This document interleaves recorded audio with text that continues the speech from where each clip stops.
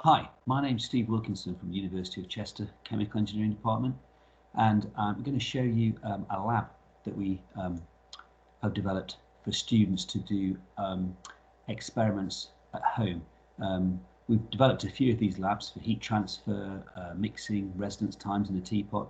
The challenge we had was to find something that could do for second year separation processes. So we've developed this lab. We've not actually run it with students yet. So any feedback that you could give us on this would be really useful. Okay, so I'll just open up the lab script. Okay, here it is. As I say, it's the second year module called Separation Processes, and the students have done the theory of absorption column design, where they're calculating the number of stages from the equilibrium line, basically Henry's law here, the operating line that's they derive from a mass balance, and that operating line, that mass balance, basically tells them when they leave the equilibrium line where they rejoin it, and so you know what a stage is, an equilibrium stage in that process. Now, obviously we can't do that at home,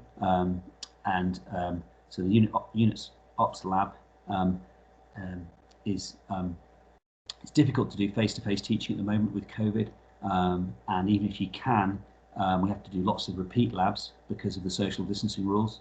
So we thought, what could we do at home to illustrate some of these principles? And what we came up with is using a bottle of fizzy water that we can weigh, so partially filled bottle of fizzy water that we can then vent, and we can calculate the mass difference. And from that mass difference, we can calculate the gauge pressure in the bottle before we vented it, and then we can shake it up to restore equilibrium and vent it again. Okay, so that process is illustrated on the lab script here. So yeah, we've got equilibrium between the CO2 in the gas space and the dissolved CO2 in the liquid. We vent it to reduce the gauge pressure here to 0, not disturbing the liquid, the CO2 in the liquid. Then we shake it up again, seal it, shake it up again, and then restore equilibrium. Okay, so the pressure will be then reduced.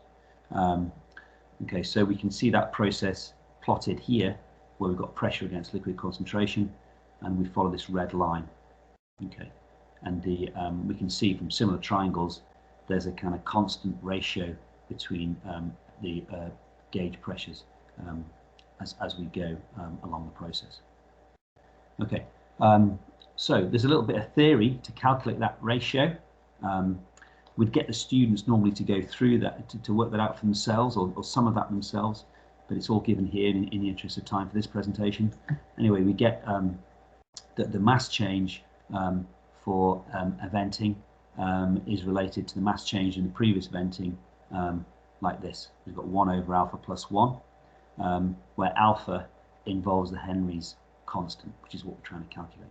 So the idea is that we can measure and go through the cycle, measure the mass changes, and then plot this, plot a log plot of this, and the intercept will give us this value of alpha, from which we can calculate the Henry's constant. Okay, so I've got my bottle. It could be lemonade, works just fine for lemonade. I've got some fizzy water here. I'm going to shake it up so you can see that it's I've got a headspace. It's probably a little bit small to get decent mass changes, but anyway, we'll give it a go. So I'm going to shake it up to get equilibrium. So that feels like it's under some pressure now. It's not that fizzy actually. This is an old one, maybe a little bit flat. But we'll see how we go. Okay, so I'm now going to measure the mass, and I'm going to so I'll show you that. I'll switch webcams and show you. I've got a very simple balance. This balance is only actually costs £10, so it's very feasible to deliver this to students. In fact, for kitchen ChemEng, we tend to just use all we use is this kitchen thermometer, which is only £2, and this balance only costs £10. It weighs up to 3 kilograms and has an accuracy of 0.1 of a gram. So it's a good bit of kit for the money. Okay, so I've got 1702.0 there. So I'll put that into my spreadsheet. So we want students to use the spreadsheet as they go along. I'll actually put that mass in before. You can see that it's changed slightly because of the accuracy. Now we're just on 1.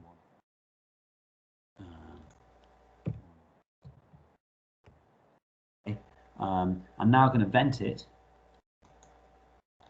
and measure the mass again. So when we vent it, we just obviously just crack the top basically, and just open it a little bit, and you'll be able to hear it venting now, I'm sure. Yeah, so just crack it so we don't let too much air in, and do it reasonably quickly because we don't want any CO2 to absorb while we're venting it. We give it another shake.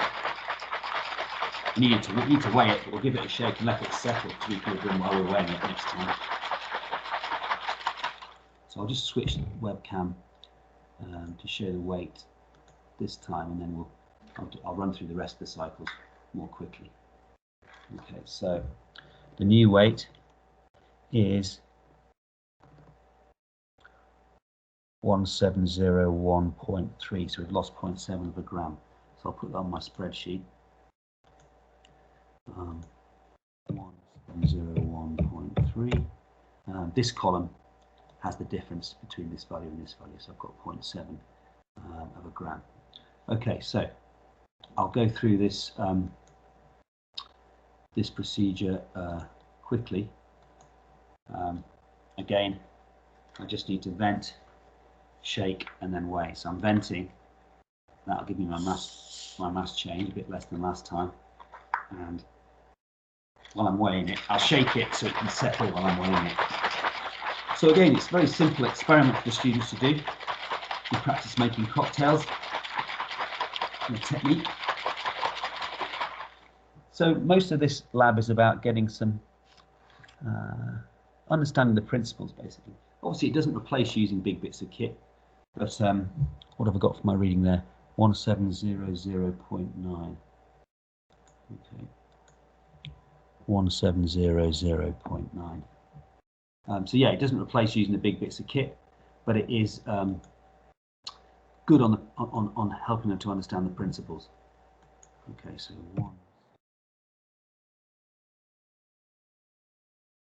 change of 0.4 there. This is a little bit flat, this fizzy water, so I'm going to run out of fizz in a bit. So I'll just rattle through the rest of these. I'll do a couple more ventings now, and then we'll plot the data and see if we get a reasonable number. Okay, so actually that had been shaken, I didn't need to shake that again. What I needed to do was vent it, shake it and weigh it. Okay, so that didn't seem like it released much gas at all. I'll give it another shake. And I'll weigh it while it's settling. I get there 1700.6. Okay, let's get that in the spreadsheet. 1700.6. Okay, so 0.3. I think that was a reasonable change. Maybe I'll do a couple more of these. Little vent. Give it a shake.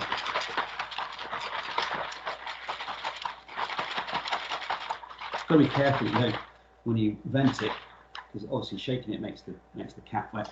Got to be careful you don't use too much water. Use a tiny bit, but hopefully not enough to make a difference. Okay, so I'm going to measure that 1700.5. That is 1700.5. So I shall enter that into the spreadsheet.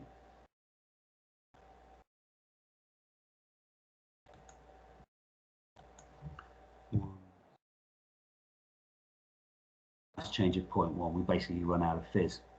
Okay, so what we can do is we now can plot